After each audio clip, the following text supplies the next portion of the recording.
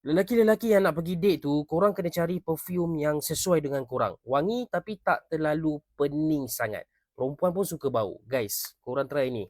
Perfume daripada Mona Cruz, jenis Moon Rabbit. Moon Rabbit ni, dia ada manis, dia ada freshness, and ada hint of orange. So, ada fruity sikit.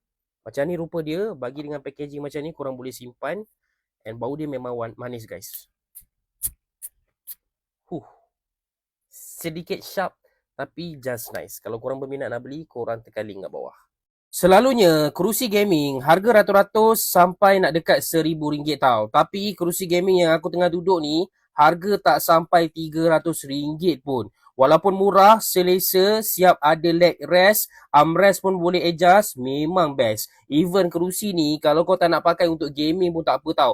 Sekejap lagi aku tunjuk kerusi ni aku pakai untuk apa juga. Yes, nenek aku pun boleh duduk atas kerusi ni dengan selesa tau. Sebab apa? Orang tua ni selalunya kaki diorang memang dah tak ada daya, memang nak kena letak dekat something lah. Okay, bila ada leg rest daripada kerusi gaming ni memang bagus tau. Sebelum ni untuk iPhone 17 Pro aku pakai casing yang ini. Bagus, design cantik, ada magnet, lepas tu ada phone stand. Okay, semua bagus, hampir perfect. Tapi ada satu problem. Dia punya design ni, bila dia buat macam ni, dia terlalu orang kata apa, tak ada ruang udara. So bila panas, overheat tu memang betul-betul overheat. Memang panas gila phone aku. Okay, terperap haba tu. Okay, so aku tukar dengan casing yang warna dia sama je. Tapi ada function yang sangat bagus guys. Korang tengok Kalau korang tengok dekat-dekat, dia ada ruang udara tau. So bila phone panas, dia takkan, haba tu takkan terperap. Itu paling function. And then dari segi MagSafe ada, even phone stand pun ada juga. Okay, ni phone stand. Okay, nak menegak boleh, nak melintang boleh.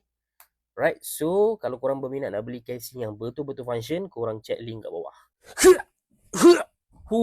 Seluar ni walaupun harga dia bawah RM10, tapi serius aku cakap tahan lasak. And then cutting dia jenis yang licin, lembut, tak ada menggelebeh, tak ada zip. So tak adalah masalah zip rosak ke apa. Dan yes, harga dia memang murah sangat guys. Murah weh. Kalau korang berminat nak beli seluar ni, korang boleh tekan link di bawah. Aku rasa korang yang kerja office mesti boleh relate dengan apa yang aku nak bagi tahu ni. Bila kita masuk office, kadang-kadang kita ni tak faham. Kita ni duduk dalam benua Antartika ke apa. Dia punya sejuk lain macam weh. Aircon tak turun-turun. Semua nak sejuk je. So, dekat office, selain daripada pakai sweater, kena ada juga selimut yang selesa macam ni. Yang ini, sambil korang hadap laptop, sambil berselubung, dia punya nikmat lain macam weh. Serius aku cakap. Selimut ni jenis yang baldu, jenis yang lembut, selesa sangat. Bila sejuk, lagilah selesa. Harga murah je geng. Tak percaya, korang check dekat bawah.